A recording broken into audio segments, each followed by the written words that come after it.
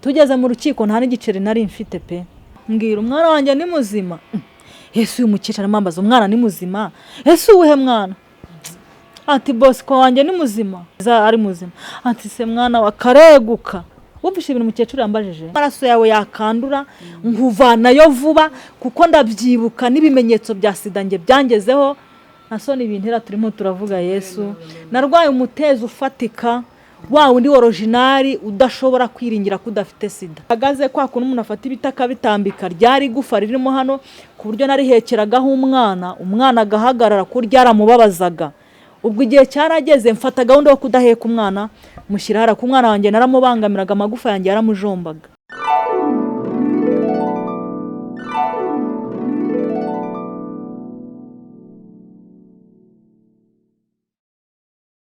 Shuti bakunzi ba televiziyo Plan Face TV badukurikira bari mu mahanga ya kure, bari mu mahanga hafi, ndetse inshuti zacu zakadasohoka muri Canada, muri Australia, America, South Africa, ku mugabane wa Aziya ndetse no muri East Africa. Turabaramukije amahoro y'Imana nabane namwe, tutibagiwe n'abari mu gihugu cyacu cy'u Rwanda mu ntara zitandukanye. Mbafite ijambo rimwe, Yesu ni byose, Yesu ni buzima, umufite ntacyo yigera akena. Nkuko bisanzwe rero amazina n'iryo Murenzi, nkaba ngiye kubakira umukozi w'Imana, uwo na wundi bamwita Fanny Françoise Uwamahoro, akaba ari we muvuga butumwa uyu munsi ugiye kubagezaho ijambo n'ubuhamya, kandi afite ubuhamya bwiza. Muzamukurikire, muzahabwa umugisha. Fanny, turakwakire kuri mikoro za Plan Face TV. Gubwa neza. Murakoze.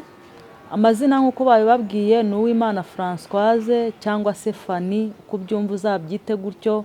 Nshimiye abayobozi ba televiziyo bantumiye kugira ngo tuvuge Imana, tuvuge aho yadukuye, dusome ijambo ry'Imana, dutange n'ubuhamya. Mbere yuko nagira icyo nabagezaho, twabanza tugasenga Imana, kuko Imana niyo muyobozi, niyobora byose. Reka twubahe Imana dusenge. Data wa twese mwiza, turagushimiye, tugushimiye ineza yawe. Mbere byose tugushimiye ko wemeye nkagera aha ngaha kuri iyi televiziyo, ngushimiye ko wabigambiriye kera, uyu munsi ukaba ubisohoje. Wavuze ko uzantambagiza, uvuga ko uzabigenza neza. Rero aka kanya ndagushimiye ko tugiye kuvuga aho wadukuye, tugiye kuvuga ineza yawe, ubuhamya bw'ibyo wakoze.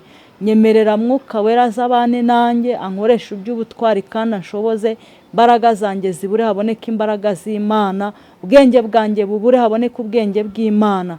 Ndagushimiye ko byumvishije none n'iteka ryose. Yesu urakoze, amen. Karibu rero kuri izi mikoro za Plan Face TV. Komeza ubwira isi ijambo ry'Imana, uyibwire ubuhamya ufite, amakuru ufitiye abanyarwanda uyabagezeho batuye isi.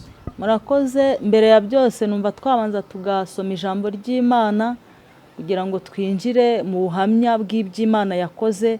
Tukabanza tugasoma muri Ezekiyeli ibice 16 ku murongo waho wa 6 kugira ngo twumve uko havuze. Haravuze ngo nuko nkunyuzeho mbona wigaragura mu ivata ryawe, ndakubwira nti nubwo uri mu ivata ryawe ubeho. Alleluya. Ndashimira Imana. Iri ni ijambo nkunda cyane riri muri Ezekiyeli ngo nuko nkunyuzeho mbona wigaragura mu ivata ryawe, ndakubwira ngo nubwo uri mu ivata ryawe nubeho.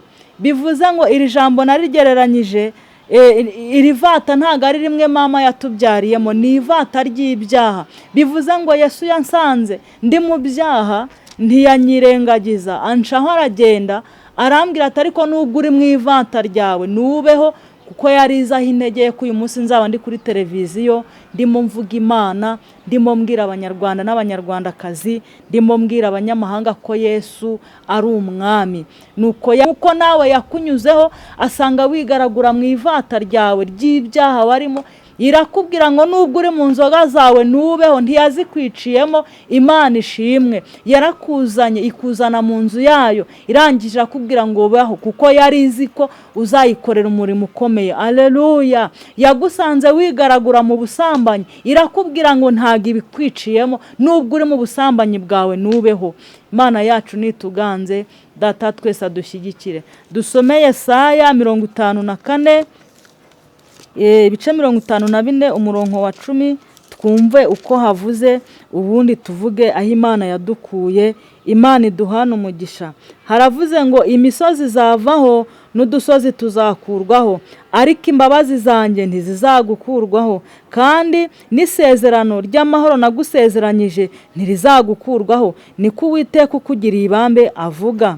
Yewe urengana ugahungabanywa n'inkubi y'umuyaga, ntuhumurizwe. Amabuye yawe nzayateraho amabara anezeza, fatiro zawe nzazishingisha safiro, iminara yawe nzayubakisha amabuye abengerana, kandi urugabano rwawe nzarushingisha amabuye anezeza.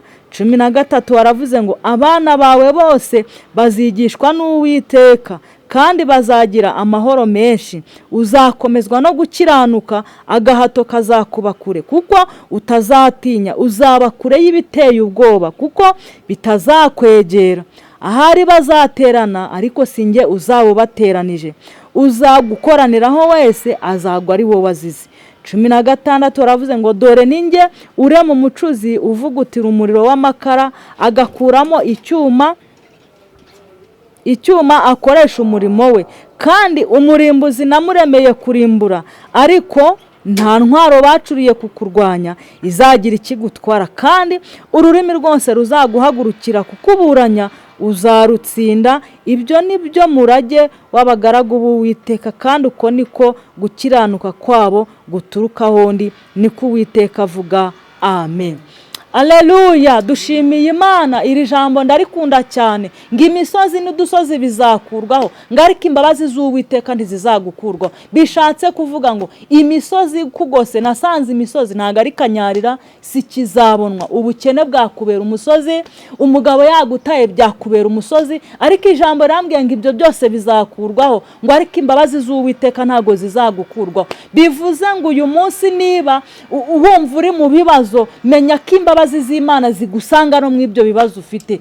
Aleluya. Riravuze ngo ahari bazaterana, ngo ariko sinjye uzawubateranyije. Bishatse kuvuga ngo hari abantu bagukoraniyeho, barakuroze, bagukoreye ibyo bashaka, ariko kubera ko ahari izo nama bazikoze Imana itazirimo, niyo mpamvu ijambo rikubwiye ngo bazaterana, ariko si Imana izabibateranije.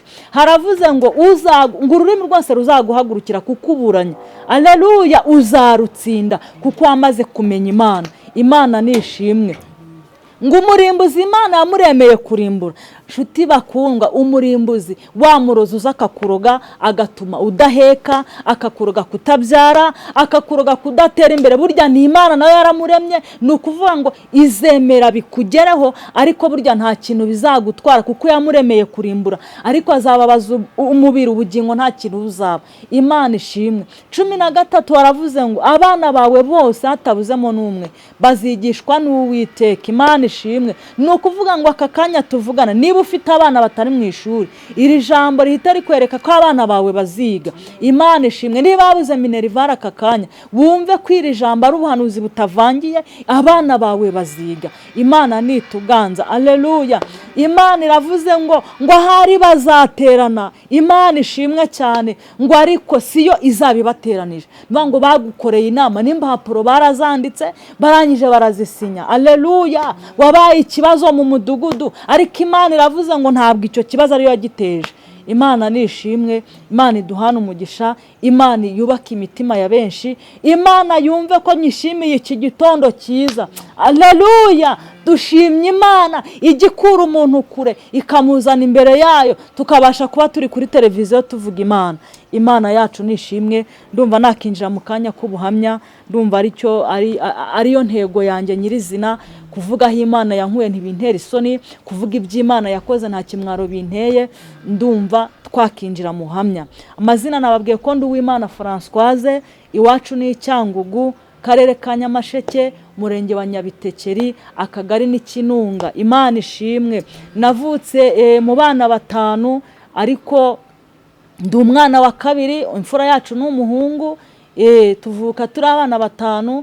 Ubwo ndi umugore, ntago ndi umukobwa. Ndi umugore, mfite abana 4, mfite umugabo, ndakijijwe, nteranira kuri ADPR y'Ikami, paruwasi n'Ikinyinya. Imana ishimwe. Dushimiye Yesu watugize icyizere nanjye akampa kubyara. Mfite abahungu 2, mfite n'abakobwa 2. Imfura yanjye ifite 18, iri mu wa 6 segonderi. Umukobwa umukurikira afite 14, ari mu wa 2 segonderi. Umuhungu ukurikiyeho ari mu wa 2 primaire, afite imyaka 7. Mfite n'agakobwa mpetse gafite imyaka 3 n'amezi 3, ntabwo karajya ku ishuri. Dushimiye Imana rero yaduhaye kubana, Imana ishimwe. Dushimiye Imana yatugiriye icyizere ikangira umugore ntari mbikwiriye. Ubwo rero iwacu tuvuka turi 5, mfite papa na mama bariho. Tushimira Yesu waturinze muri abo bana 5 nta wapfuye. Turashimira Imana. Urugendo ntago rwabaye rugufiya, rwarakomeje. Turavuka, tuvukira ahantu habi hagayitse, dufite papa na mama turi abakene bo kubabarirwa. Ariko mu bukene bwacu nakuze nsanga papa na mama babanye muri bwa bukene nta kibazo bafitanye. Nyuma yaho papa aza guta mama, kuko mama ari umugore wa 2, aragenda ajya kubana n'umugore wa mbere. Twebwe turirera muri ubwo buzima bukomeye. Ndabyibuka nibwo mama ubuzima bwamuyobeye, nibwo yatangiye abona tugiye kuzicwa n'inzara, abona inzara igiye kuzatwica. Yafashe gahunda yo kujya ajya gusabiriza, akava mu karere k'iwacu akajya gusaba mu kandi karere. Ubwo nuko nta kintu yadusigiye mu rugo, agataha azanye ibyo kurya bibisi. Muri rwa rugo yagiye gusaba yazanagamo ibiryo bihiye, yabifunze mu isashi ukuntu kubera izuba n'urugendo rurerure bikaza byagaze. Ariko yabizana tukabirya bitewe nuko igihe ari buhishiriza ibindi turaba twasinziriye. Turashima Imana yadutambukije aho hantu. Wanganaga iki igihe mama wawe yari muri ibyo bintu byo gusabiriza, papa we yarabataye?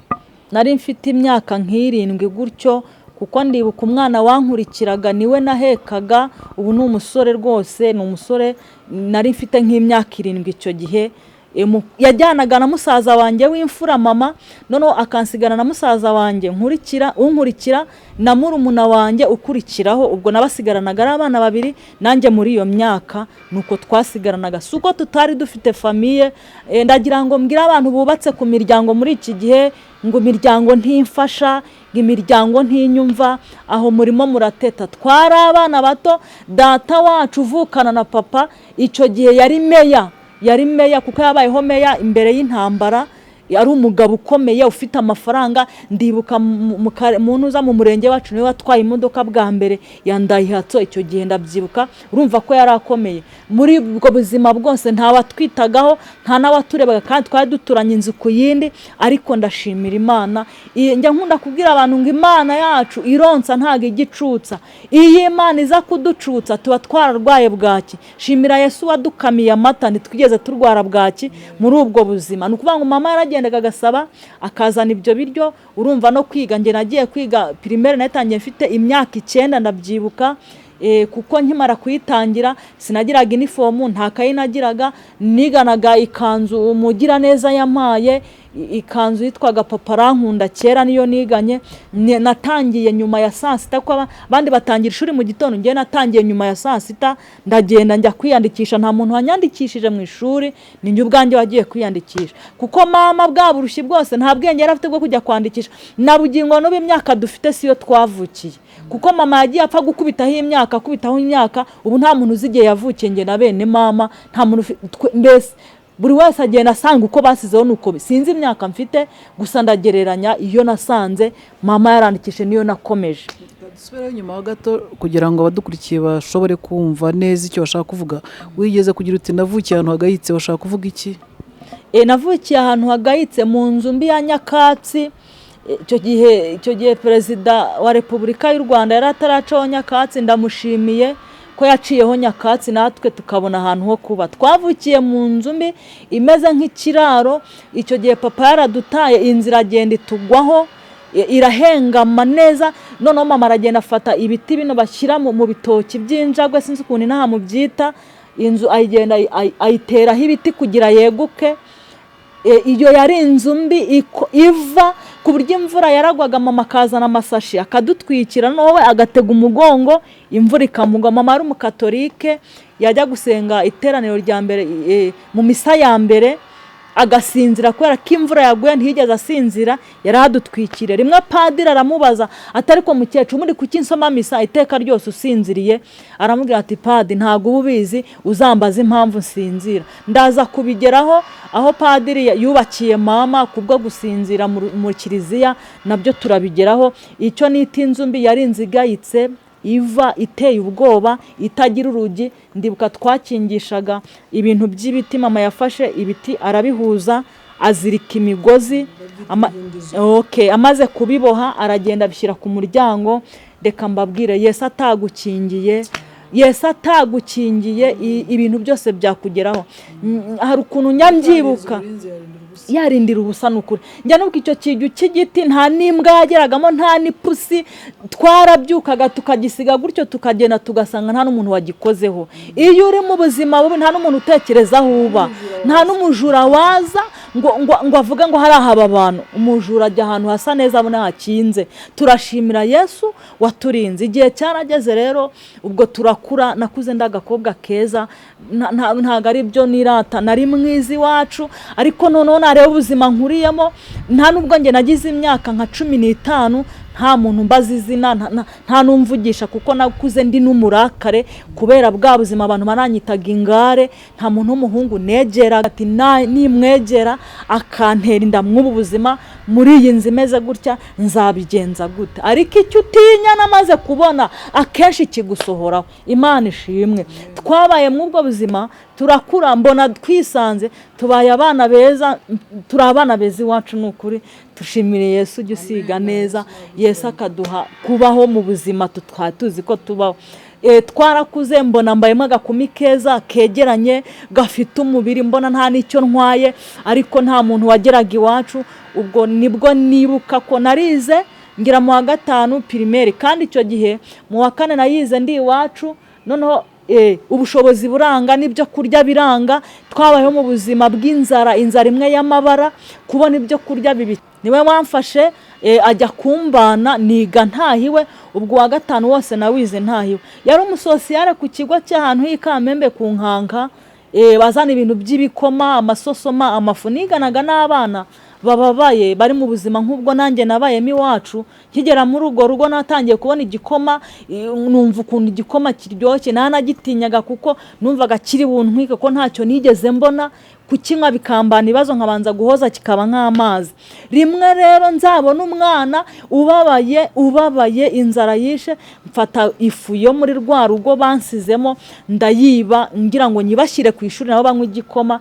Nyipfurika ahantu mu isashi, bagiye gushaka ibintu byo gucana imbabura, yafu barayibona. Nta wundi muntu nyine bari kuvuga ati bahise bampamagara, ndanabyemera. Icyo nicyo cyankuye muri urwo rugo, ko nibyifu y'igikoma. Ariko bwari ubujura, nari mbabaye wa mwana ufite inzara nk'iyo nigeze iwacu aho mvuka.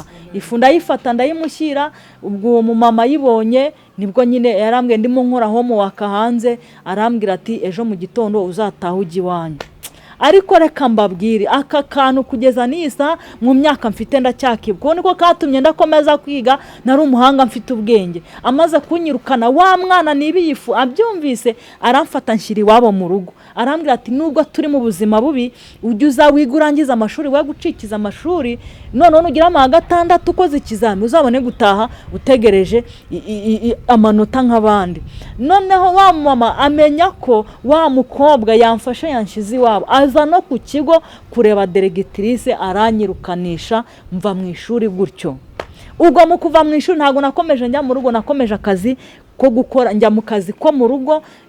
Ndabyibukana ahantu nageze hari Kamembe mu mujyi, baramfata bampa akazi ndagakora. Iwacu ntibaza homba.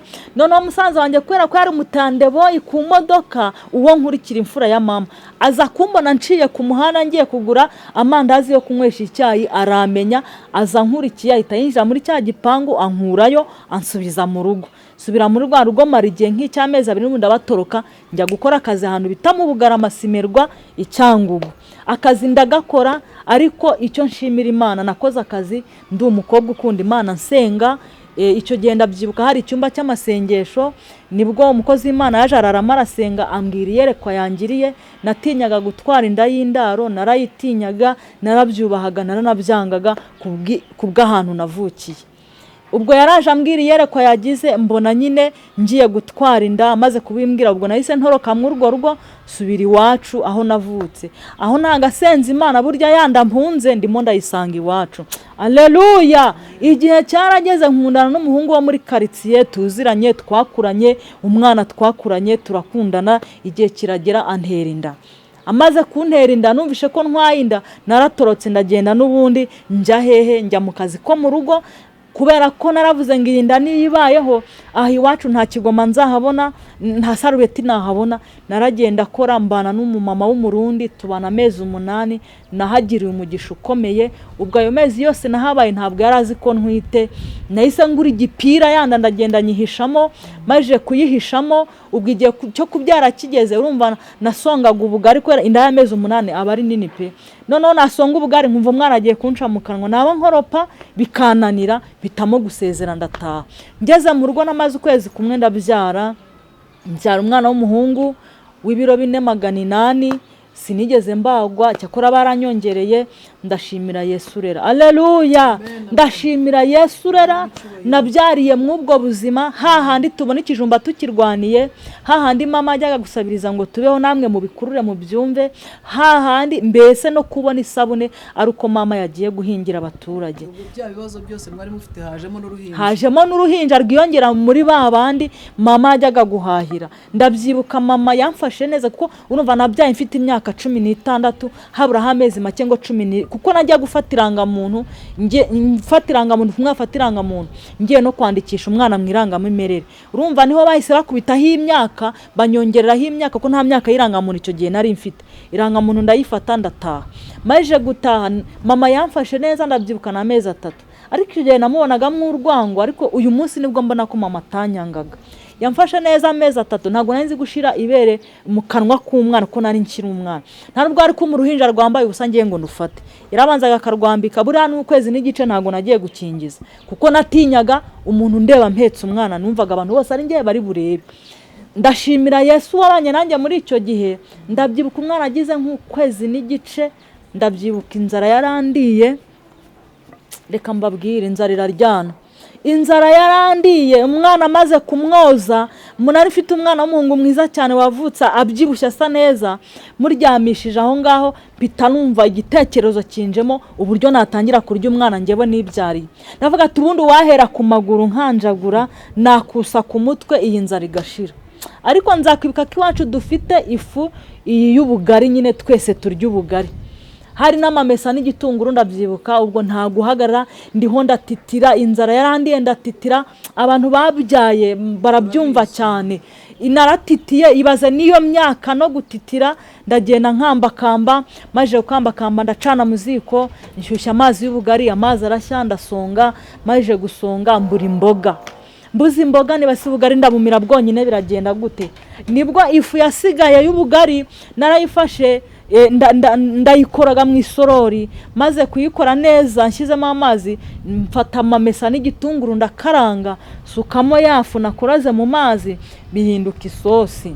Noneho mfata ubugari nkozamo. Bantu b'Imana, si ibintu byo kubiyemera, ubaka kanya ibyo biryo bimpaye sinabirya. Nuva ngo biranyerera. Ubugari kufata ukabukoza mu yindi sosi y'ubugari wakoze, ni ibintu binyerera biteye ubwoba, bibiha cyane. Ubwo mbonye kitagiye, nagiye mfata urusenda nshiramo urusenda rwinshi cyane. Noneho maze kurushyiramo, ubwo nariye numva urusenda, sinumvaga isosi.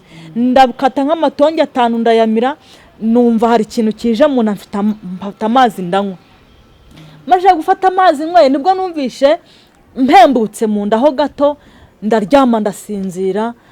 Ndabyibuka uburyo baje bamenaho amazi no yankangwe ko naryamye rwose nigumirayo. Baje bamenaho amazi barankangura, basanga ahantu naryamye hari ibyunzwe byamanutse byinshi cyane.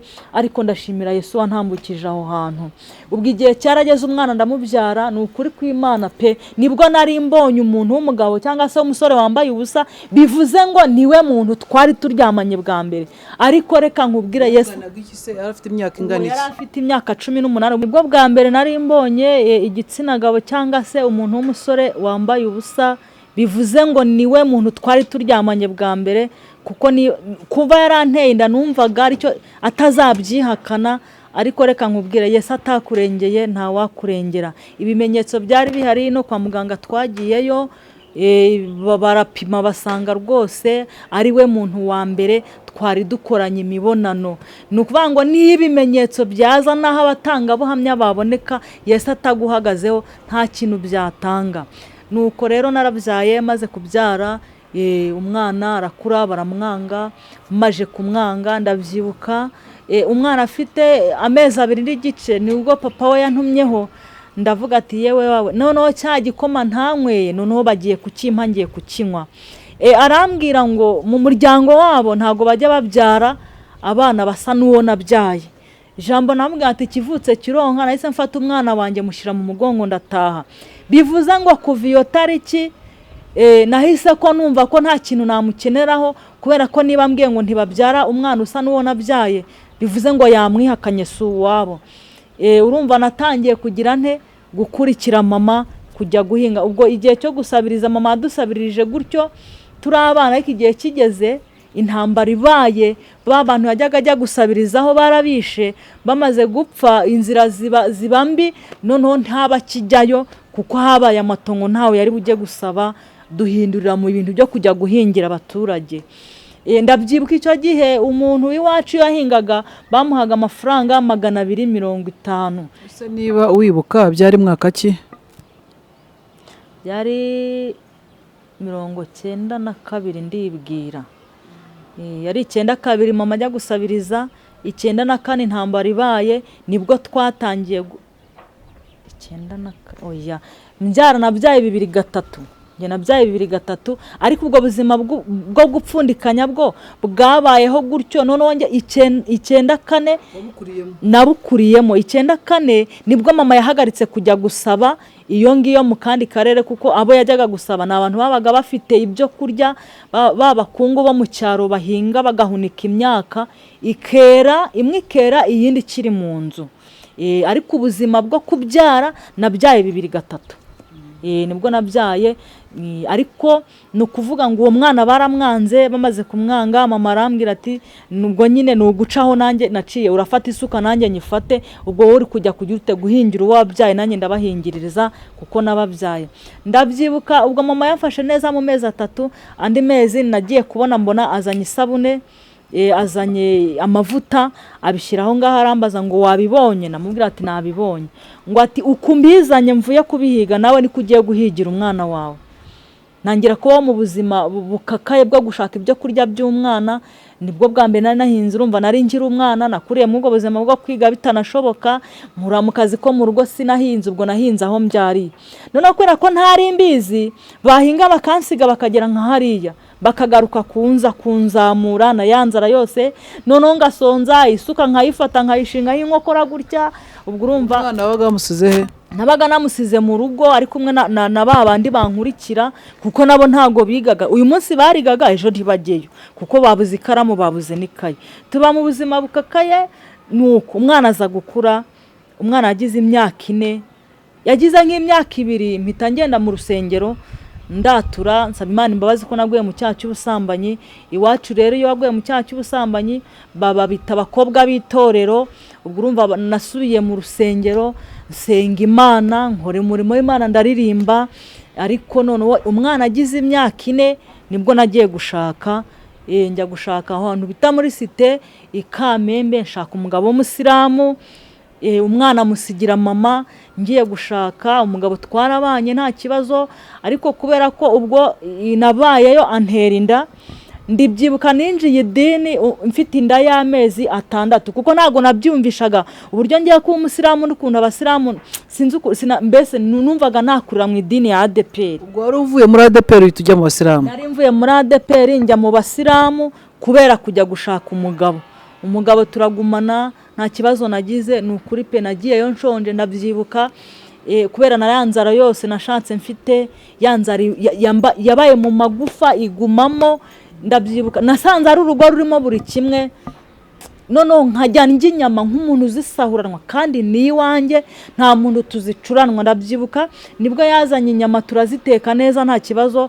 Noneho kubera kuzirya n'ubusambo n'inzara, inyama iranega inyaminize asanga yanize nibwo kwikanga anzana amazi vuba ndayanywa nabwo ntiyagenda ndabyibuka yamfashe gutya asa n'uzamura intoki gutya inyama imva mu kanwa aho naho narahatambutse mbashimira Yesu ndabyibuka najyaga n'igifiriti n'ukuri ari iwanjye nta muntu tuhateranije ifiriti kuko numva ntirwa rugo nyibonyemo noneho kubera kuyirya ishyushye kwa kundi iba yafashe wayikaranze igafata ngaca mu gitondo natemagurutse amatama yabyimbye kubera iki kuyiryana ubusambo nyicuranwa nsahuranwa kubera yanzara nari mfite iteye ubwoba ariko ndashimira Yesu ndashimira Imana igirangiza inzara ariko muri icyo gihe nsubiye inyuma ho gato mfite wa mwana nambaye ubusa bukabije njya mbyitana ubusa bukabije ariko reka mbabwire bantu munteze amatwi nubona umuntu wambaye nkuko nambaye nyine uko nambaye ntiwakubonye ariko nubona umuntu wambaye ubusa uzamwambike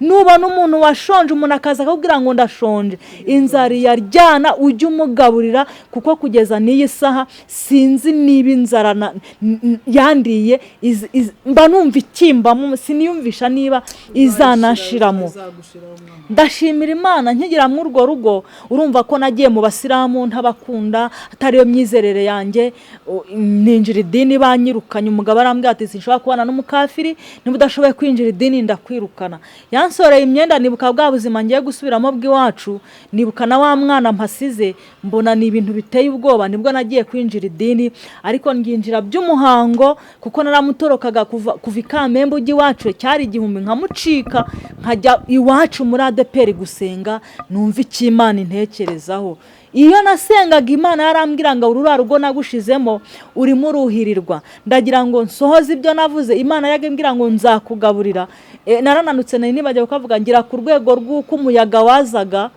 bakaza kunshakisha karitsiye ko ntapfuye cyangwa se nanjye naba mfite umwenda nambaye urimo umufuka ngatoragura amabuye ngashyiramo kugira umuyaga nuza usange mfite imbaraga nukuvuga ngo naba umuyaga waza negereye igiti naragihoberaga umuyaga ukazunguza ukanzungurana n'igiti ariko aho naho narahasimbutse rero Imana ikambwira ngo izambyibushya Imana yambwira ngo nzakubyibushya reka mbabwire uku nukuri numvaga Imana ari inyama z'inkizazi kuko numvaga nta kintu cyabaho ngo mbyibuhe kuko nayo ifite igufa ahangaha rihagazemo gutya rihagaze kwa kuntu umuntu afata ibitaka bitambika ryari igufa ririmo hano ku buryo narihekeragaho umwana agahagarara ko ryaramubabazaga ubwo igihe cyarageze mfata gahunda yo kudaheka umwana mushyirahara ku mwana wanjye naramubangamiraga amagufa yanjye yaramujombaga icyo gihe amagufa kujomba wari mu bisilamu cyangwa rutari wajyayo nari ntarajya gushaka nkiri muri bwa buzima bw'iwacu nibwo nananutse natangiye kubyibuha ngeze mu rugo rwa wa musilamu wari ugeze nyine mu rugo rw'umusilamu uvuga ukuntu wajyaga umucika ukajya asubira muri ADPR byaje kugenda bite ubwo nyine Imana yarambwiraga ati rwa rugo ngushyizemo urimo uruhirirwa ndagira nsohoze ibyo navuganye nawe ndagira ngo nzakwambike nzakubyibushya ariko ntimbwire ko urugo atari urwanjye ibyo bintu ntabwo Imana yabimbwiye ubwo igihe cyarageze urugo ndugumamo ibintu bigenda neza noneho igihe kigeze igihe cyo kubakirwa kwa mama kigeze nibwo mama imvura yagwaga akadutwikira nabibabwiye yajya kwa padiri gusenga yicaraga ku ntebe ya mbere cyagiye barimo basoma misa mama agasinzira padiri mwazamuza atari ko mukecuru ubundi kuki nsoma ivanjiri usinziriye ni ikihe kibazo ufite mama aza kumubwira ati ntabwo mfite aho kuba nuko imvura yaraye ati padi ntabwo wabonye imvura yaguye ati nayibo iriya yose yanyagiye ntwikiriye abana utwikiriye abana se ntabwo uba mu nzu ati rwose inzu yanjye irava padiri abwira umukarani ati uzagende urebe ujyane na kamera ufotore inzu y'uwo mukecuru umukarani yarahageze ntabwo yiyumvishaga ko iyo nzu ibamo abantu ko ntibinashoboka padiri yabonye inzu mama yabagamo ahita afata umwanzuro padiri niwe wubakiye mama yitwa Siriyake niwe wubakiye mama amuha amabati amuha ibiti ibintu byose arabikora ubu iwacu hari inzu nziza hari inzu nziza harimo salo ni ukuri nta kibazo hateye nanjye ntibintera ipfunwe ryo kujya iwacu ndabyibuka njya gushaka mu rugo rw'umusilamu kimara kurubyaramo uwo mwana w'umukobwa iyo najyaga iwacu kubasura ntabwo nararaga iwacu ko ntabwo nari kubona ahantu ndara najyaga kurara kwa data wacu ubwo urumva bwari ubuzima bugoye umukobwa ni papa ni umusilamu n'ubu papa ni umusilamu yitwa Iremahari Ndezubeda kandi na Padiri Siriake yubahwe, Imana imuha umugisha ahari narawumusabiye, n'abantu bose babonye ukuntu mama avuye mu iyo nzu bari bazi ko izatugwaho. Imana imuha umugisha ahantu hari, Imana imukomereze amavi n'ukuri. Ubwo rero byarakomeje nguma mu rugo ndubamo nta kibazo rwose, ndubyaramo urugo, mbona urugo rwiza, ndabyibuha sa neza, ndarya ndahaga, nshira inzara irashira, nsezera ku nzara, ndambara neza ndaberwa. Abasilamu murabizi muzi ukuntu bambara neza rwose, nari nka hajati nubwo ntari ariko kwitandira byaramberaga cyane. Igihe cyarageze twimukira inaha i Kigali rero, umugabo niwe wanyimuye, niwe wanzanye Kigali, sinarinzi Kigali, niwe wanzanye Kigali tubinyamirambo ahantu bita mu Miduha. Ndibuka nimukanye televiziyo na regiteri, nibyo twazanye, ibindi twabisize Cyangugu. Turaza tugeze i Kigali, yari umukanishi akanika mu igaraje kwa Gandarare. Iyo uri umukanishi mushyashya ukagera mu igaraje, boss ntagashobora kuguha akazi kuko ntagaba kwizeye, ntago wamukoreye imodoka abone niba uzi gukora imodoka. Yagezemo aho akajya bara n'igiceri kimucyura ngo kimuzane Nyamirambo, akava Nyabugogo n'amaguru akaza mu Miduha n'amaguru. Noneho umugabo ntangira kubona atangiye guhinduka, ariko yahinduwe mbona ari ubuzima bwamuhinduye. Njyewe natekereje iyo aza kumfata akanyicaza, wenda tugashaka itiki ngasubira iwacu, akabanza agahiga ubuzima yabubona nkagaruka, ntacyo byajyaga kuntwara. Ariko burya reka mbabwire, icyawe ntago aba ari icyawe. Njyewe uyu munsi nibwo mbona ko Imana nubwo yampishe ku rugo rutari urwanjye, ariko yarambwira ngo uruha rugo urimo uruhirirwa, ndiho ndasohoza ibyo navuganye nawe. Igihe cyarageze, ubwo birangiye, ni ukuvuga ngo byagenze gute rero. Yarambwiye ati ubwo tugurishe televiziyo, tubuze ayo kwishyura inzu. Yarambwiye ati tugurishe televiziyo kugira batadusohora mu nzu. Namubwiye ati nta kibazo rwose, televiziyo turayigurisha, twishyura inzu, turahaha, turaryana, yarashira.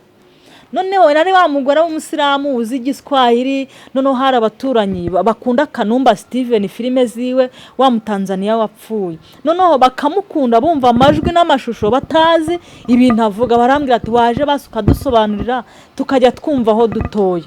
Nuko nagiye muri urwo rugo njya kubabwira nyine ibya Steven Kanumba filime, basobanuriye igiswahili, numva nta nicyo bitwaye, ndi umuturanyi nawe ari abaturanyi. Noneho umugabo yaraje asanga ntari mu rugo, amaze gusanga ntari mu rugo, nibwo agiye mu nzara aryama. Bigeze nka 8 z'amanywa, ndavuga ati reka nayo kuko nizo saha yatahiragaho. Abasilamu bagira ibintu byababase, ngiyo wakinze inzu yawe ngo ugakingura y'umuturanyi, ngo imigisha ijya muri rwa rugo rw'umuturanyi, ngo nta kintu yatahanye, ahita bihurizamo ngo nuko nakinze ninjye wamuteye imikoshi. Cyo gihe byabaye isereri, umugabo wanjye arantuka, ntago yankubise muri iyo myaka yose 6, ntago yigeze anshyiramo n'urushyi na rumwe. Ariko icyo gihe yarantutse, arantuka, karitsiye yose iraza. None ikintu cyambabaje cyatumye mpaguruka mva no mu rugo, yaranyuriye ba bantu babonaga ndi umugore w'igishongore, mbese batazi ubuzima bwanjye. Ambwira ukuntu yandukije inyama yanize, avuga ukuntu ngo najyaga ncika ibisebe mu matama, ifiriti yanyokeje, avuga ukuntu yanshatse ngo nzengurutse igitenge, arabivuga byose abishyira. Noneho nsigarana njyewe ikimwaro cy'ahantu nzajya nsokera muri ba baturanyi. Njyewe nigira inama yo kuva mu rugo, ndagenda ndahukana, nduvamo nsokanamo n'umwana wanjye, ndagenda. Nari mfite data wacu hano Nyabisindu ya Remera, njyayo kuko bari bazi ibibazo nagize. Mpamara ukwezi n'igice, mbona ntibivamo, fata umwana ndamudura njye Cyangugu. Ngeze i Cyangugu mpamara ukwezi n'igice, mbona ubuzima ntibuvamo, nibwo nazamutse ngaruka i Kigali. Nageze i Kigali, umugabo mwahise mutana burundu. Uko nyine na bugingo n'ubu umwana afite imyaka 14, ntabwo twasubiranye.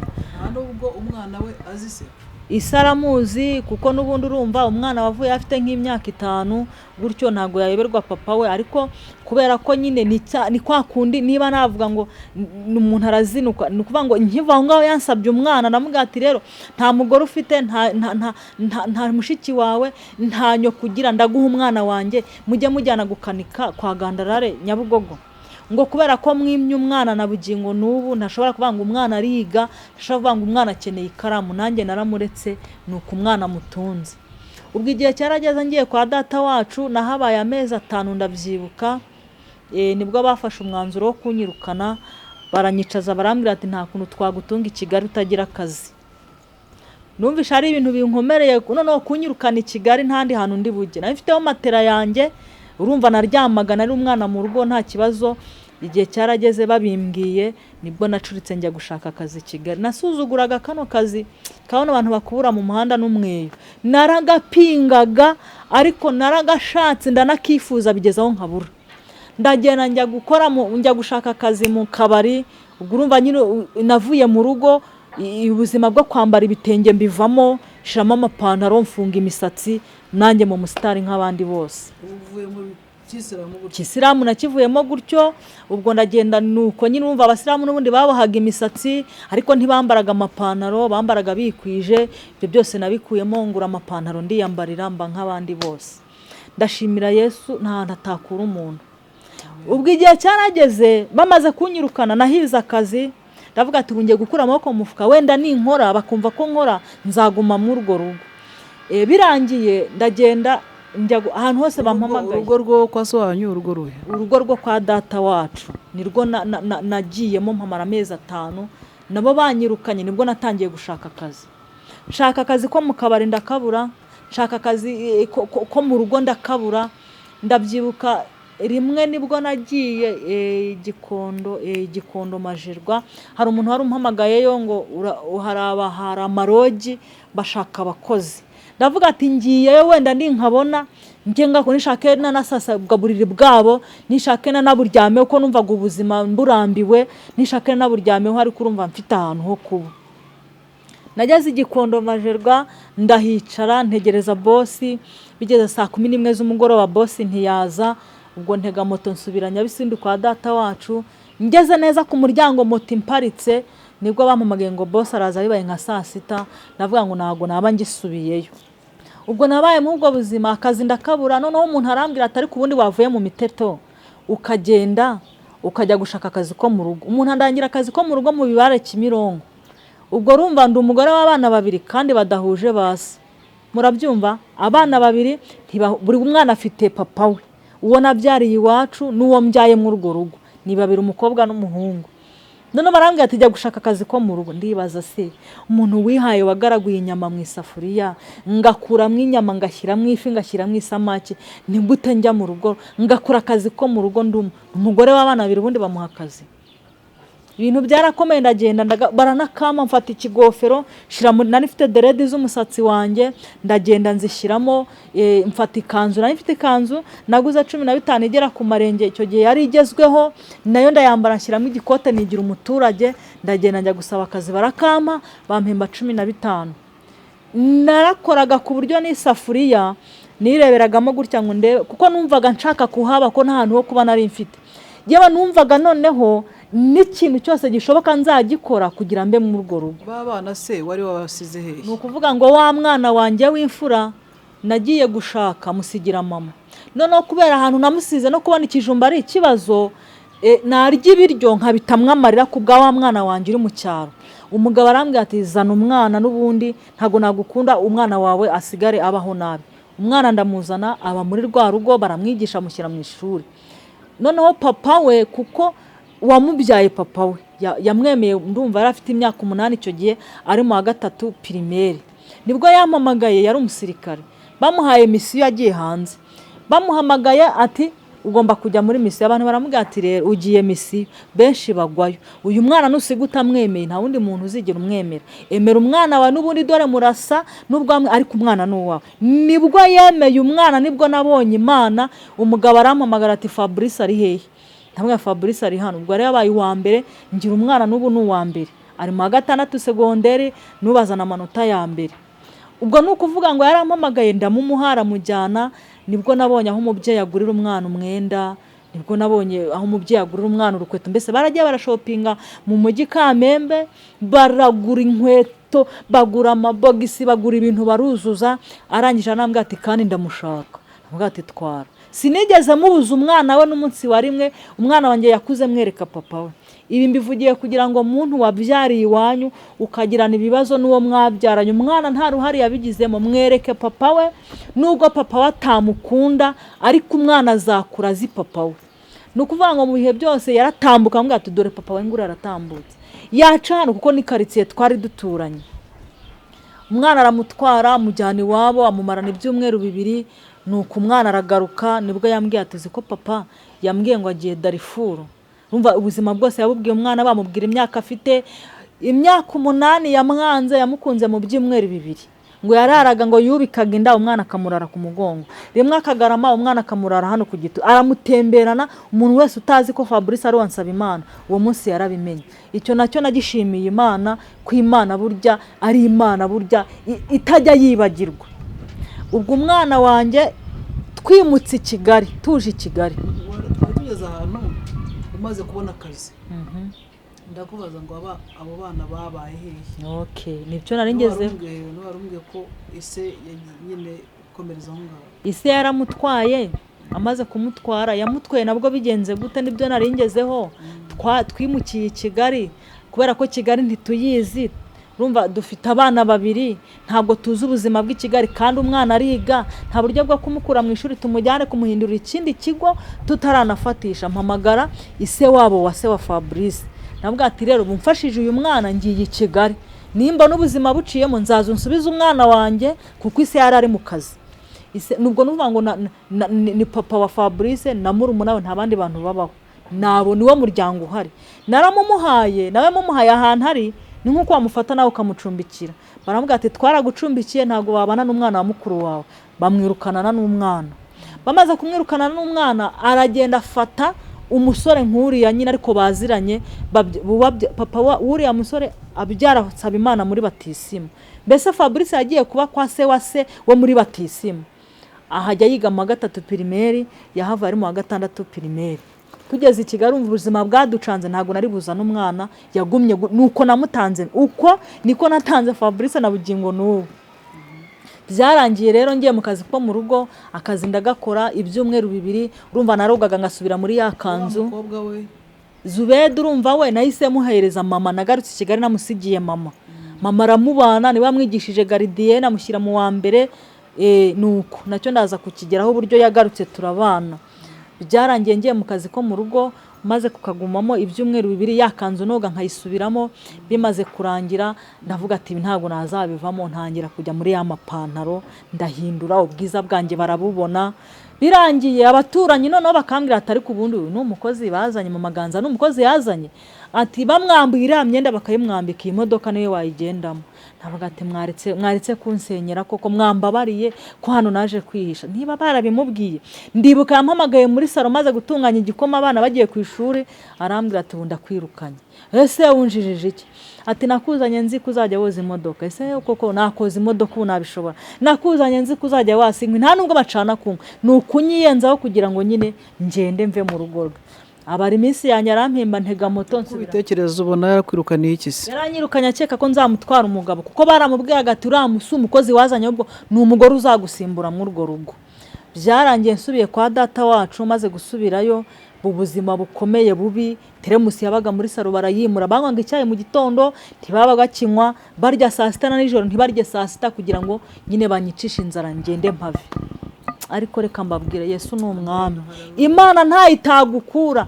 None igihe cyarageze ndi mu urwo ruzerero, bano igihe cyarageze banansorera ibyanjye bashyira hanze. Ndanye navuga ati mfite irangamuntu, nabaye marine, ndi umugore w'abana 2. Ni ibintu nyine utakumva, ariko nge nabaye marine. None igihe cyarageze nabaye nyine yanzererezi yo mu muhanda, babana bazerera mu muhanda. Nanjye nabaye ndi umugore w'abana 2. Ubwo urumva baransohoye nta hantu, ariko kumanywa gutya naza ngirirwa hano nkarya. Ijoro nicyo kibazo, ijoro ryambanye ijoro. Ngafata irangamuntu ngashyira mu fuko. Ubwo urumva nafunze ipantaro nyine nta bintu by'ibitenge mu ijoro. Ngafata irangamuntu ngashyira mu fuko, avuga ati apfa kwa irangamuntu y'u Rwanda, paturi yose turi buhure, babona ndi umunyarwanda nta muntu uri bunkoreho.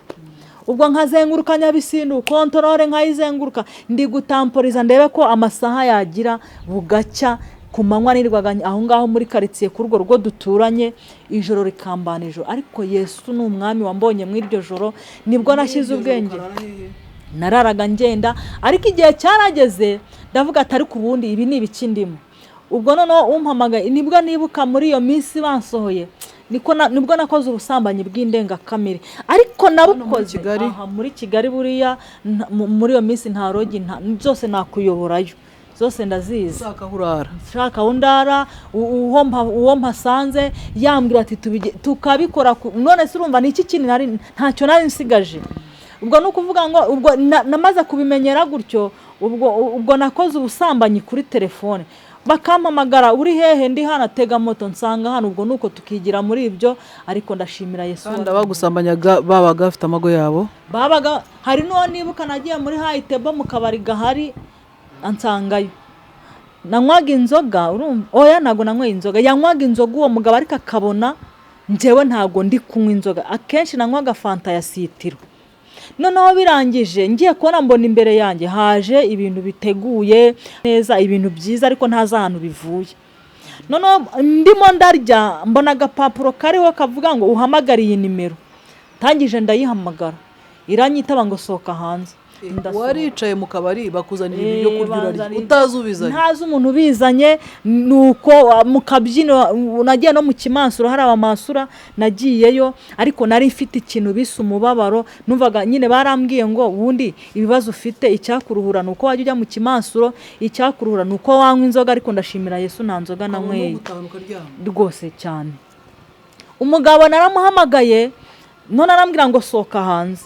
Nsohotse hanze mbona n'umugabo uciye mu modoka nziza cyane afungura umuryango njyamo ndicara ambaza ibibazo arambwira ati kuva nagera muri aka kabari sindabona wahagurutse ngo byine nk'abandi kuva naza mu kabari sindabona wanyweye inzoga sindabona hari umugabo wagutahanye ubundi rubwoko ki urakora iki mwaka kabari. Nibwo niciye mubwira ubuzima bwanjye bwose hanze hari abagabo bashize.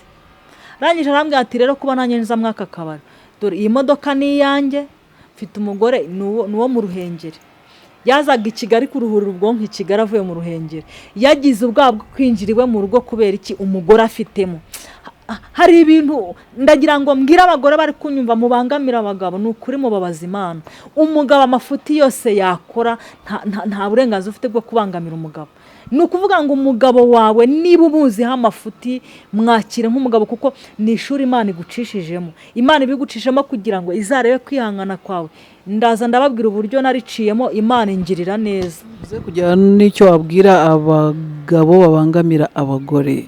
Okay, nukuvuga ngo uwo mugabo yaramfashe anshyira mu modoka aranganiza ambwira buryo ki iyo ageze mu rugo ni ibitutsi bamwakiriza warukiri hehe nasobanura ko narindi mu kazi ntiyemera karakazi. Umugore amushinja abandi bagore umugabo akambwira ati kugeza na bugingo n'ubu anshinja kujya mu bagore ntaranabajyamo.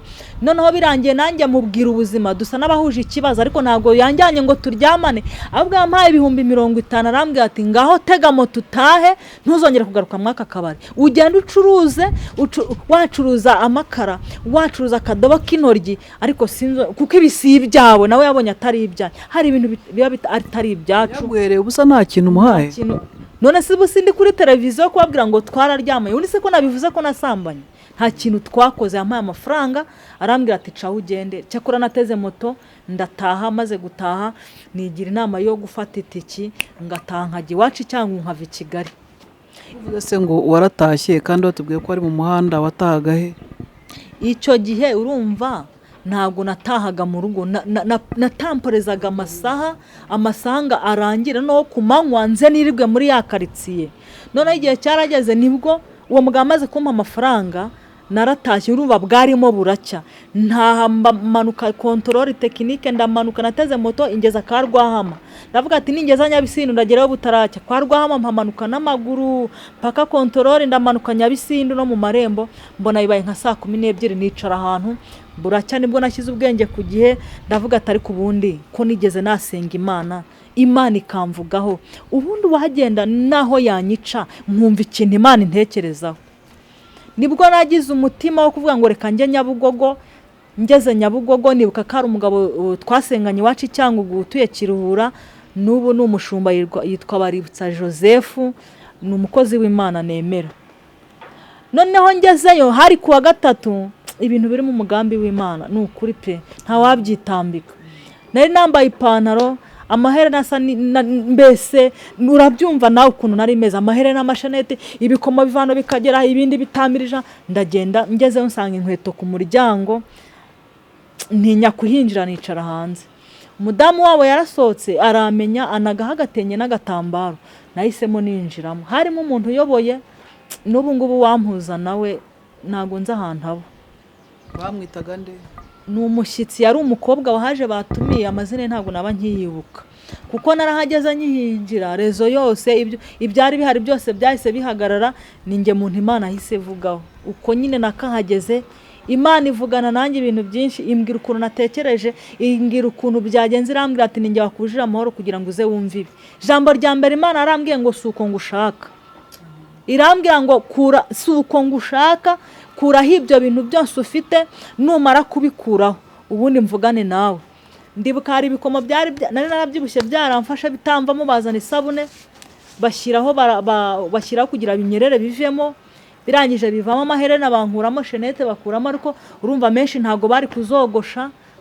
Reka nkubwira, umukozi w'Imana nakubwira ngo Imana ikakubwira ngo suko ngushaka, ugahita ureba kuri wa wundi uhanurana menshi, hari ukuntu Imana imwemerana na ziriya menshi ziwe, hari ukuntu Imana imwemera yivugira nari amaherena yiwe. Rero nikubwira ngo suko ngusha, iragushaka natirere, ujye wubaha Imana, niko ibigushaka nyine. Byararangiye ibintu byose babinkuramo, urumva ntago bari kunyogosha menshi. Barambwira ati cyakora uzagende uzibohore wogoshe wumvira umwuka. Barangije baransengera, Imana ivugana nanjye, irambwira ngo nagukunza akaramata. Haleluya. Imana irambwira ngo nakurindiye mwabiriya bintu, nkurinda ko amaraso yawe yakandura, nkuvanayo vuba kuko ndabyibuka n'ibimenyetso bya sida nge byangezeho. Nasoni ibintera turimo turavuga Yesu. Narwaye umutezi ufatika, wa wundi original udashobora kwiringira kudafite sida. Umutezi umbana umutezi, ndawurwara nkajya nihagarika amaraso yayo ndafashe ku buryo numvaga nta no gukira nari mfite. Ndabyibuka narivuje mu ibinini, umutezi wanga gukira. Noneho njya kwivuza ku gafarumasi kari Remera, umuganga waho ndabimutekereza, arangije arambwira ati reka tugutere inshinge kuko umutezi wawe warakurenze. Noneho ndabyibuka yanteye inshinge, urushinge rumwe yarunteraga 2,500 kandi yagombaga kuntera inshinge 2 ku munsi. Noneho kwera ukuntu uwo muti wari ukaze yawuntera, ngahita nduka ngacika n'imbaraga. Noneho ubwo yafashe gahunda yo kunshyiramo akateteri, agashyiramo umuti akajya kuvura abandi, akaza agasunika kugira ngo ntongera kuruka. Nyine wari umuti ufite imbaraga. Ndashima Yesu wankijije umutezi ukomeye w'imbaraga, ankura muri ibyo byose, mvamo ndi muzima, amaraso yanjye ni muzima. Ndashima Yesu, ndashima Yesu, amaraso yanjye ni mazima. Mba numva ari ikintu gikomeye. Igihe cyarageze rero, Imana imbwira byinshi mu masezerano, imbwira ukuntu impaye urugo ndarwanga. Urumva niba ngize abana 2 badahuje base, ubundi nkeneye urugo cyangwa nkeneye amafaranga yo kubatunga, nta rugo nari nkeneye. Cyane ko nukuvuga ngo ibaza umuntu kuviyo rufite 16 akakwangira umwana imyaka 8, yego igihe kikagera kamwemera, ariko aba yarababaje umutima wawe. Nubwo nashatse, nubwo uwo mugabo nta munezero, sinamukundaga pe, kwari kugira ngo iminsi yicume ngewe nshira inzara, nshira ubukene. Ntago namukundaga, namushakanye nta keya kugira ngo wiririweho. Biri nabugingo n'ubu ngewe reka mbabwiza ukuri, umuntu myitashere amambangame ntago sheri nyizi. Umugabo wanjye mfite ubu ndamwubaha, nukuri kandi ndamwubaha pe, ndanamwubaha n'Imana irabizi. Ariko ibintu bya sheri wacu ntibihaba, kuko nkimushaka narabimubwira tuzambabare ntuzankomeretse, ngo nyite sheri waba unkomerekeje, kuko niba ntabyo nigeze mu bwana bwanjye uzanyita sheri ntago ntago byavamo n'ukuri. Kandi si uko musuzuguye, ntago nabyigeze, sinabikuriyemo. Imana nituganze.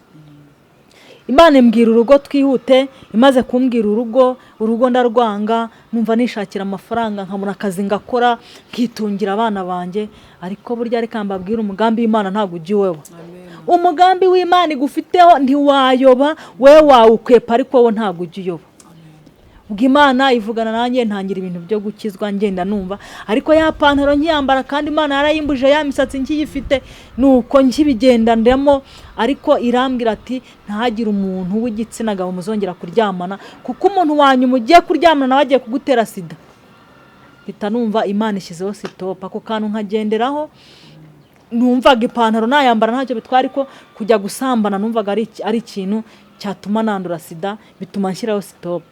Nibwo nagiye nsenga Imana, ngenda negera Imana impa amakuru, kandi amakuru tujye dusenga Imana iduha amakuru afatika. wizere ko amakuru hawe n'Imana afatika. Hari abantu muri iyi minsi bari kumbabaza barimo baratekinika Imana, bakavuga Imana itavuze kubera ko wari umuhanuzi tukuzi ukagendera muri za zomeni n'ubundi wavugaga, ariko umwuka w'Imana yaragiye kera. Aba bantu babuca hejuru bakavuga ibintu bitabayeho kandi Imana ibababarire. Hari abantu bari kubabaza Imana muri iyi minsi, ariko nshimira Imana yampaye amakuru afatika atariho ivumbi. Imana irambwira ngo nguhaye urugo uzarerera, ivuga byinshi cyane, ariko Mana we irangije mbwira ijambo rikomeye, irambwira ngo umugabo nguhaye ngo harimo ikigeragezo, ariko nukibamo neza nzaguha agaciro. Haleluya! Nukuvuga ngo twihuse na urukumva nahise mpura n'umuntu w'iwacu ndavugira ati wanshakiye akazi, ariko ndiho nasenga Imana imbwira umugabo nge ndimo ndishakira akazi. Umugabo arambwira ati fata nimero yanjye nzaguhamagara nkujyana ahantu mu kazi. Nari ndi Nyabisindu, ampamagara Nyarutarama, nibwo bwa mbere ngeze Nyarutarama ntega moto anjyana ahantu mu kabari. Oya, ni umukwe wacu yarongoye mubyara wanjye aza gusara, baratandukana, yirongorera undi mugore ko tumwubaha nk'umukwe wadukwereye. Nose se mubyara wanjye wasaze ntago yamwanze, twamwubahaga nk'umukwe wacu. Rero anjyana ahantu mu kabari Nyarutarama, mbona ariho nyine ngiye gukora, ariho mbonye akazi. Nakunda guhuga aribwo mu kabari n'inyama na fantasitro, kandi n'ubu niyo nywa. Arabingurira, amaze kubingurira arambwira ati rero akazi nakubona, ati mutega amatwi neza cyane. Arambwira ati umugore mwiza nkawe agomba kujya mu rugo kubaka. Ndashyigikiye ibyo Imana yavuze. Imana ntiyavuze ko impaye urugo, noneho nawe avuze ati umugore mwiza nkawe agomba kujya mu rugo. Ndabyibuka namukubise urushyi rwiza, umugabo afata ku itama, ndangije ntega moto ndataha. Majije gutaha arongera arampamagara arambwira ati aribwo nuko wankubita nubwo wanshiraho nta kindi kintu kikubereye, nukuba mu rugo ukava mu rwangaro rw'i Kigali. Kuko uyu mugore afite umugabo nta muntu upfa kumuvuga. Uko nyine uri kugenda wenyine, umusinzi azakuvugisha, imbobi zagutinyuka, ariko buryo ufite umugabo nta muntu upfa kukuvogera uko yiboneye. Noneho nukuvuga ngo abantu reka mbabwire nukuri Imana ni nzizima. Hari gihe mba numva kwinjira mu bintu Imana iraryoshye. Ubwo nibwo ku manywa narabyemerega, nagiye mbwira kwa data wacu ko nabonye sheri tutaranabonana n'umunsi warimwe, kubera ko bambwiye ngo ugomba kubaka. Nshingiye no kubyo Imana yavuze, numvishe ko umugabo yabonetse. Bataranampuza nawe mpita ngenda mu rugo kwa data wacu, nabwo ati ariko buriya mfite fiance. Teremusi yagarutse mu rugo, barongeye barateka saa sita, mba umwana mu rugo. Muka data wacu atangira kumpa impanuro, ati ibiki n'ibiki wagiye warashatse rurananirwa, wahuye n'ubu buzima atariko uzabigenze gutya. Ubwo igihe cyarihuse, wa mugabo wanshakiye umugabo amfata nimero zanjye arazijyana arazitanga, nawe bampereza iz'uyu mugabo turi kumwe. Byarangiye tukaba tuvugana kuri telefone, ambwira amazina, arangije aranambeshya, ariko ubwo yambeshyaga kugira mukunde, kuko yabonye ifoto yanjye, bamushyiriye ifoto nge ntaramureba. Abonye ifoto yanjye niba bavuga ati uyu mugore ntago agomba kuncika, bituma mbeshya ngo n'umushoferi ngo wabona i Nyanza. Niba arazi ko nambwira ko iwa ari Butare Nyanza ndi bumukunde cyane, ampisha ko ari umuntu wavuye Tanzania ari impunzi yahungiye mu Rwanda, arabimpisha. Ariko ndashimira Yesu wampuje na Gatera wanjye. Imana ishimwe. Oya niyubahwe, hari umugabo wanjye niyubahwe, yankijije urubwa, ndaza kubigeraho. Ubwo igihe cyarageze tukavugana kuri telefone, uyu munsi nkabivamo ejo nkabyemera, ariko umugambi w'Imana nibwo nagiye gusenga kwa umupasiteri n'ubundi wampanuriye urugo. Imana irambwira ati noneho haguruka ugende ndakwemereye. Ibi mbabwira ntago ari ibintu byo gutekinika naje hano. Imana niyo yambwiye ngo genda ujye mu rugo rwawe nge nzabana nawe. Nge ntago nakoze ubukwe, nagiye nijoro, ariko Imana yabyemeye. Wenda wasanga hari impamvu. Ntuzanyigane wowe unteze amatwi ngo nawe uzagenda ngo Imana yabyemeye ngo ugende nkuko nagenze. Oya, nge niko Imana yambwiye kandi yabanye nanjye. Ubwo nibwo nagiye mpurira n'umugabo turi kumwe Nyabugogo, cya kintu Imana yambwiye nzahura nacyo. Haleluya. Imana yarangerageje mu rugo rwanjye irankosora, ariko ndashimira Yesu ndacyarurimo. Igihe cyarageze umugabo arampamagara ati vuba fata amafaranga ugere ugura udukoresho ko gutahana, ngewe ndi umusiribateri nari mfite dukeya, uzane wongere utwo nari mfite. Ndababwira ngo namusanze Nyabugogo hano imodoka zisohokera ni muri feruje zivuye za Cyangugu wa muhanda nyine aho zisohokera, niho namusanze ahagaze muri ya feruje. Ngo ukuntu amubonye, reka mbabwize ukuri, usibye umugambi w'Imana, usibye inzira z'Imana, ntabwo najyaga kumushaka. Ngo karuvati, mfite umugabo mwiza wambara neza akaberwa. Karuvati yarebaga inyuma kubera gusinda. Ibaza umuntu anzaniye amafaranga, ndisheri we ntituranabana, ingeso ye ntayihisha ahubwo ahise yinyereka. Karuvati ako ubwo nyine tuvugana, karuvati yarebaga inyuma ntabashe gukanura 50,000. Ndagenda njya kwa data wacu mbabwira ibyo mbonye, barambwira ati ariko umuntu wemera kugwa 50,000 mutaranabana ntabwo hamwangira ko yasinze. Yego yakabije yakwiyeretse kare, ariko ni byiza ubwo yakwiretse uzabiba mubizi. Bigeze nimugoroba barampamagara, ubwo ari akavuriro twipimishirijeho hari Nyabisindi dusanga turi bazima, nibwo yampamagaye ngo nimpamusange anzanira ibindi 80,000 ntiturabana. Ati mfasha aya mafaranga. Nubundi aza yasinze bikomeye. Data wacu ndabimubwira ati amafaranga ko nayajyana iki. Ubwo byagezeho amafaranga ndayafata birihuta.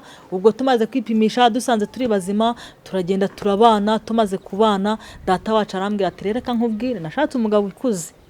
Ubwo wanjye arakuze nko ari mu myaka 60, ariko nta kintu bintwaye. Ni Yesu arankunda, umva arankunda, ni Imana yamutanze, ni umusaza ndanamwubaha. Nuko Imana yari izi ko nimba umusore n'ubundi bizagenda kwa kundi, inyihera umusaza unyubaha, unkunda untetesha. Igihe cyarageze ndashaka, amaje gushaka nabonye ibitangaza mu ijoro ryo gushaka.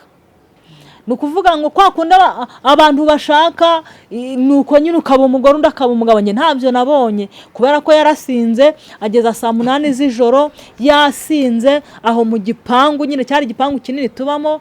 Ndibuka mu cyumba narimo nk'umugeni, naritswe na nyiri igipangu, niwe twari kumwe mu cyumba. Hari kesi ya fanta, ubwo niyo yanguriye. Abantu baranyweye mu icyo gipangu. Gatera wanjye yarasinze kugeza ubwo bamuzana kwinjira mu nzu akamanika amaboko gutya adashaka kwinjiramo. None nibaza urugo nshatse birancanga.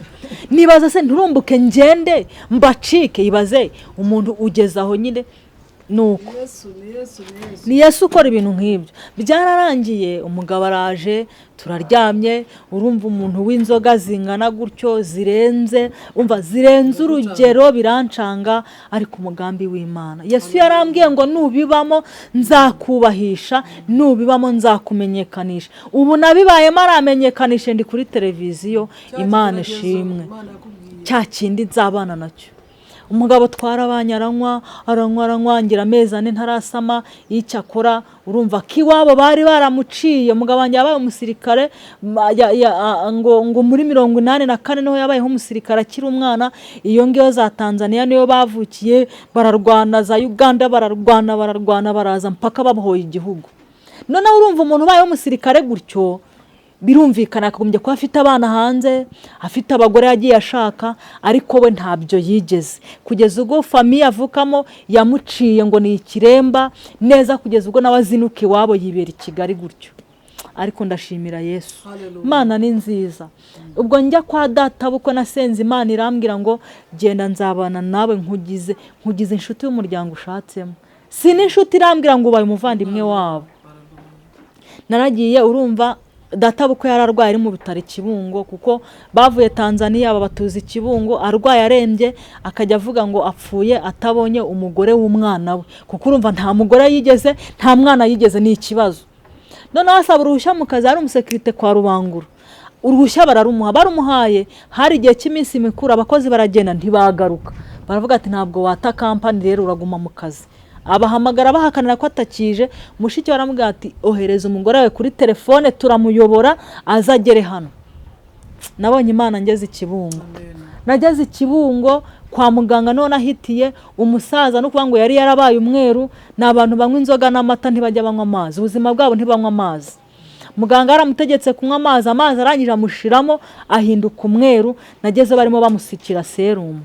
Nabonye Imana ngeze Kibungo. Baramubwiye ngo mukazana wawe araje, asa n'ushigukiye hejuru. Arababwira ngo nibabe baretse ko ninjira, ngo ntagashaka umukazana amureba atambaye ingofero n'ikote. Arabyuka arega kurumva umuntu ari mu maserumu kuvuga ayo magambo.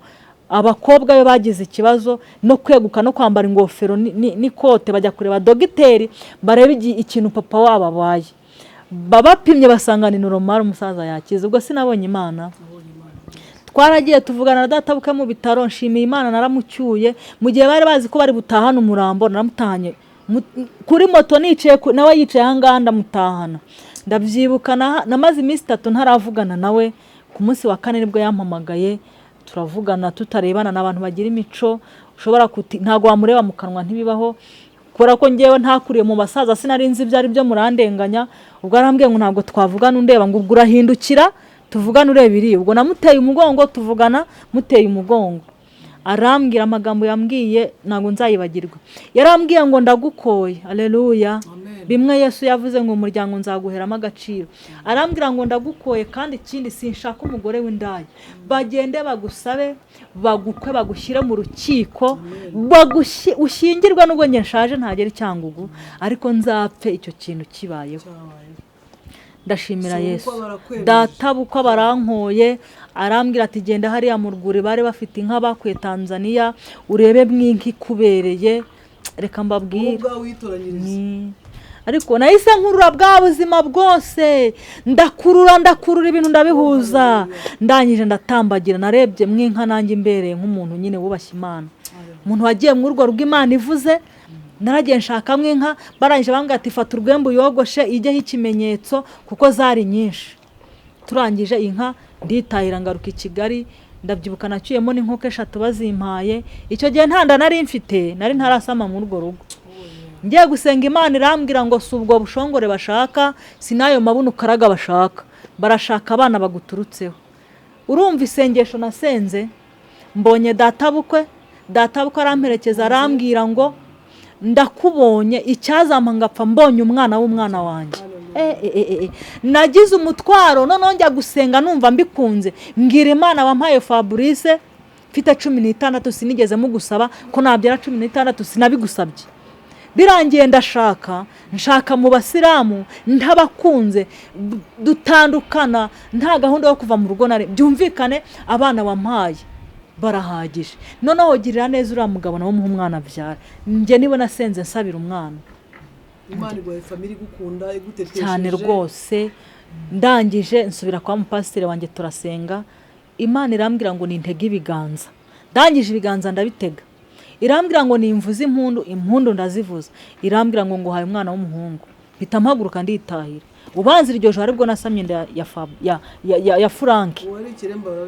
Wari kiremba. Aka kantu nagiye Kibungo bwa mbere, mabuke twaricaranye ararira ati se mwana, mbwira umwana wanjye ni muzima. Yesu umukicara mambaza umwana ni muzima. Yesu uhe mwana? Ati boss ko wanjye ni muzima. Ese ko nasiza ari muzima. Ati se mwana wakareguka. Wumvishe ibintu mukecuru yambajije? Mwumva ibintu yambajije? Bo bari bazi ko byarangiye kera. Ndavuga ati rero nkubwire mama, aba atari muzima si unaba marayiki. Namba naraciyeho ni muzima n'ubuzima bwe bwose. Yararize ararira. Nanjye nagiye mu cyaro rero, kubera ko umugabo wanjye yarakuze, njya gupereza ko nta mugore n'abana yasizeyo. None uwo mbajije wese akarira. Abantu bararizwa n'iki? Nibwo batoboye barambwatirega nta mwana yigeze ashaka, nta buzima afite uriya. Nibwo nabahamirije ko umwana wabo ari muzima. None aho mbyariye nibwo byabaye akarusho. None nza kugira ikibazo mase nimbyara umwana badasa, kuko nta kizere bafite ku mwana wari bazima. Baravuga ko atari uwabo.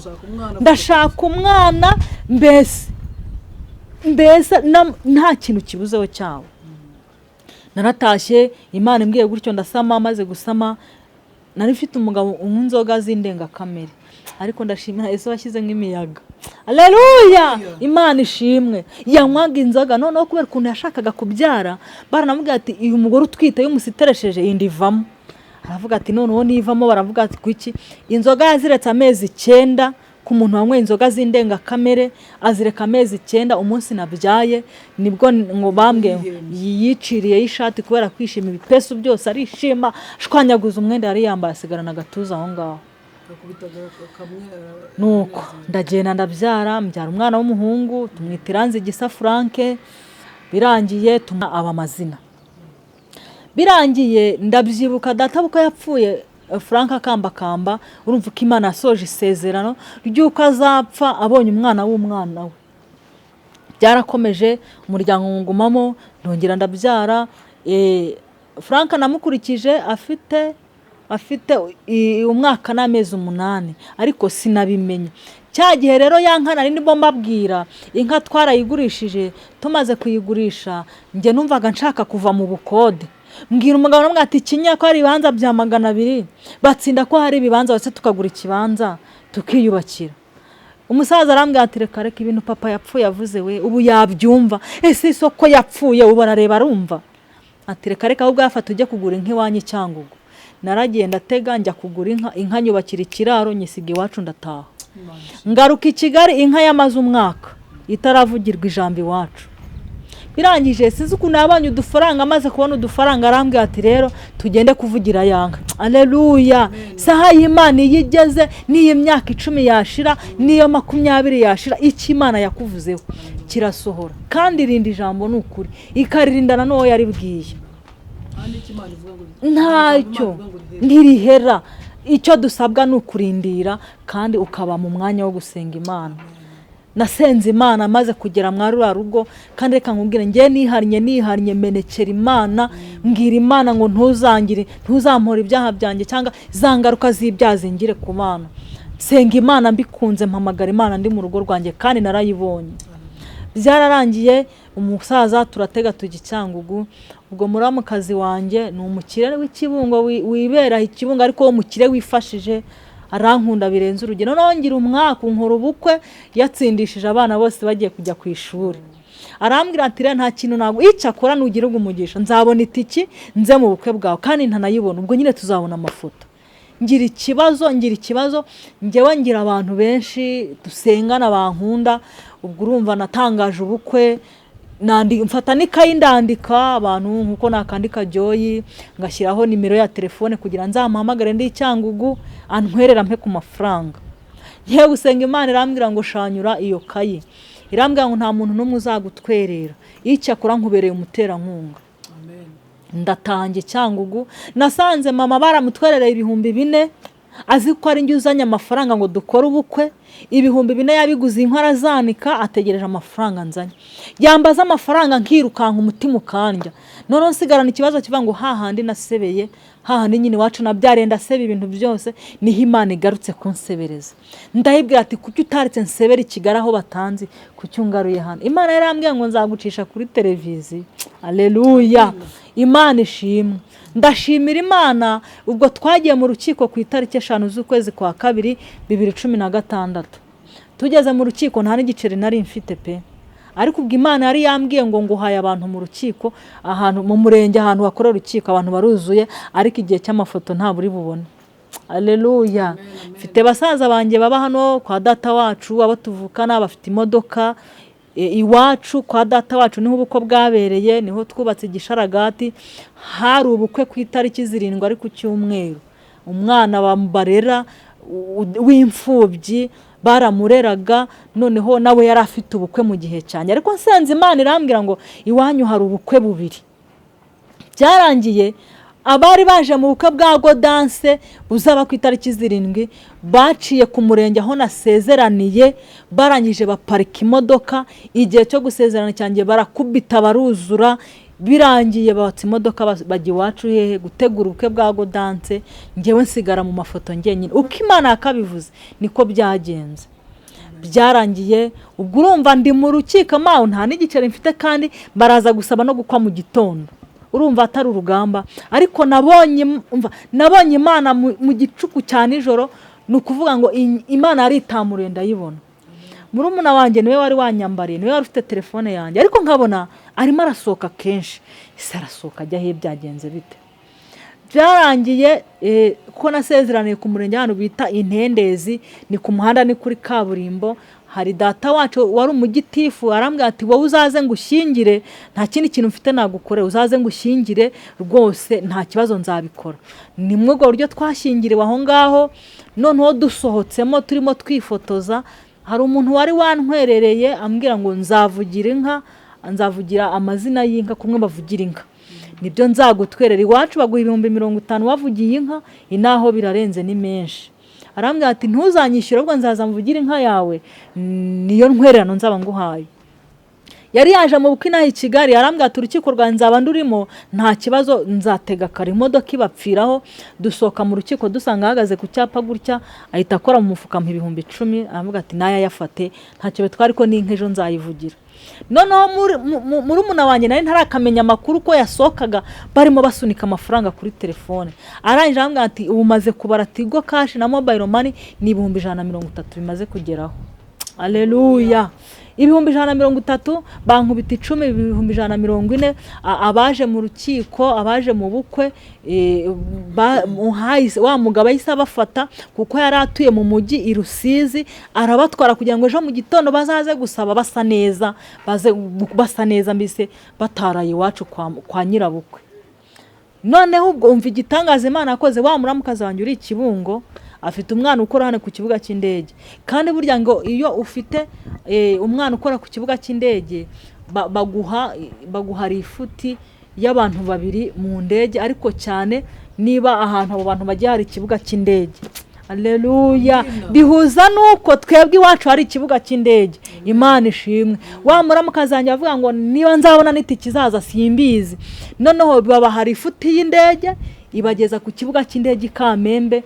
Barangije bakodesha imodoka, yabahaye n'amafaranga. Urumva bari baje mu bukwe, kuko nasenze Imana irambwira ngo nguhaye kaditunguranye.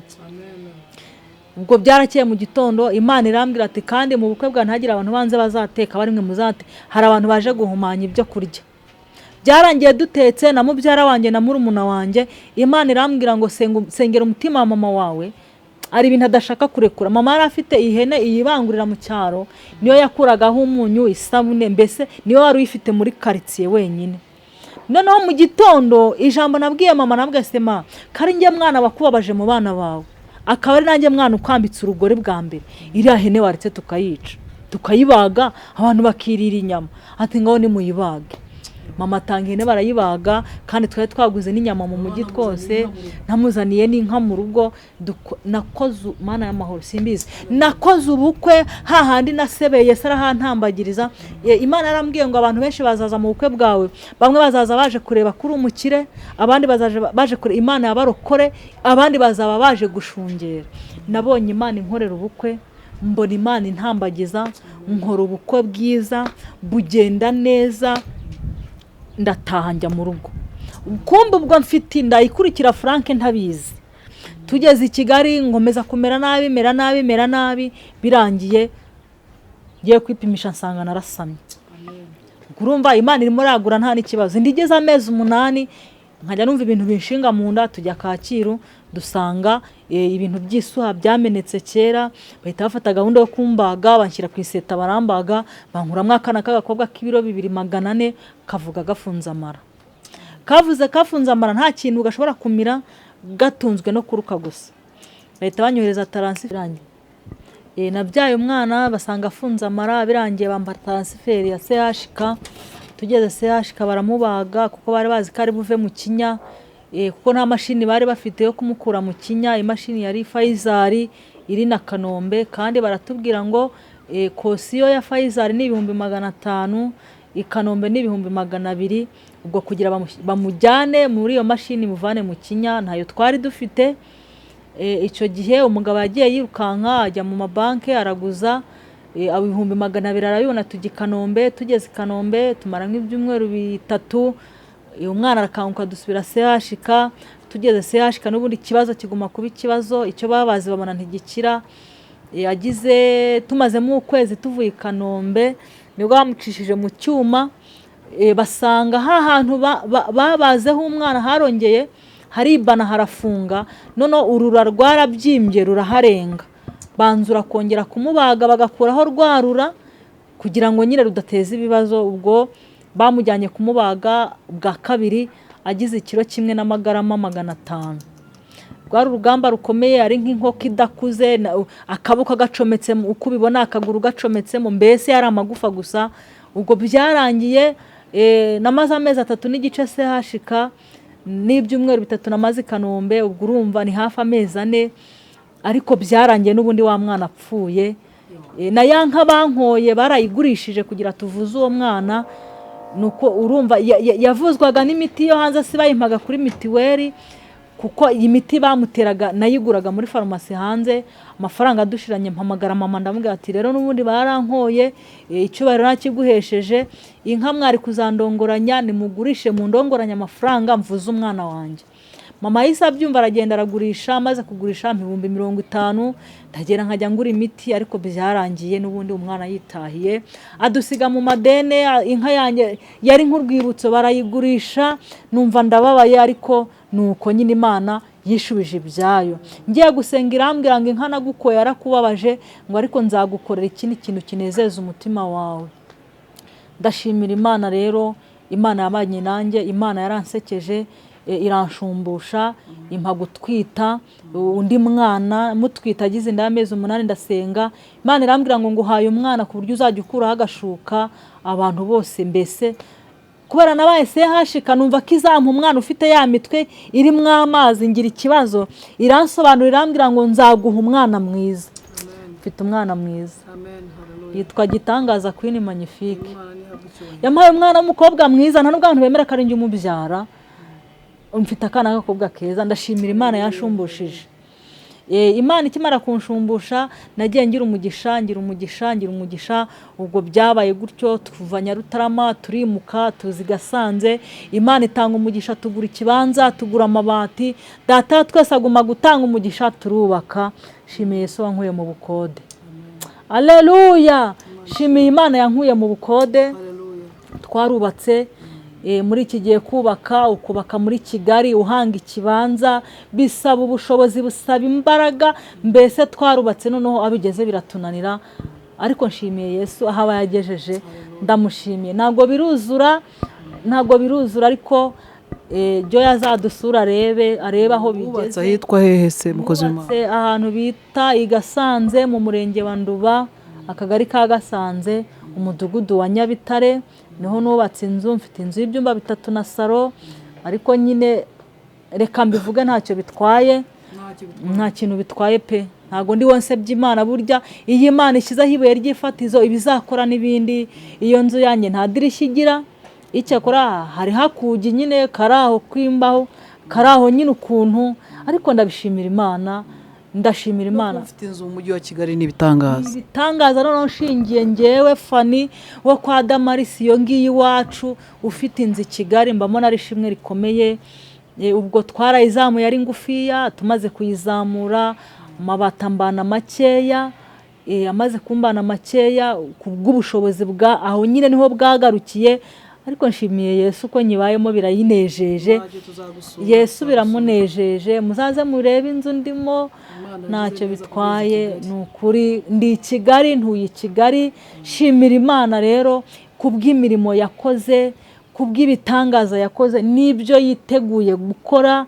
Hari ibindi bintu ntegereje ndi imbere y'Imana, kuko hari byinshi yambwiye. N'iki ngiki kuba ndi hano ahangaha mvuga Imana nabyo yari yarabimbwiye, isohoje isezerano yavuganye nanjye.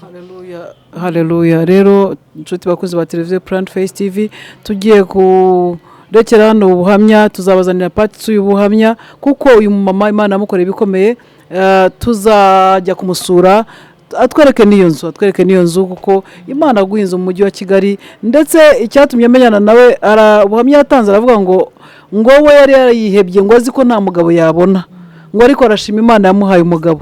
Ibyo nabyo zongera ubwo buhamya azababwira, ariko reka tusoreze ahangaha. Ariko ngira ngo ubwira abadukurikira ako kantu wenda ho gatoya, ukuntu wari warihebye kutabona umugabo, gusa babyumvise, ariko kantu kabahe ukuntu wihebye igihe kirekire, ariko nyuma nubwo Imana yaguhaye umugabo, ariko ako kantu kuko wari warihebye.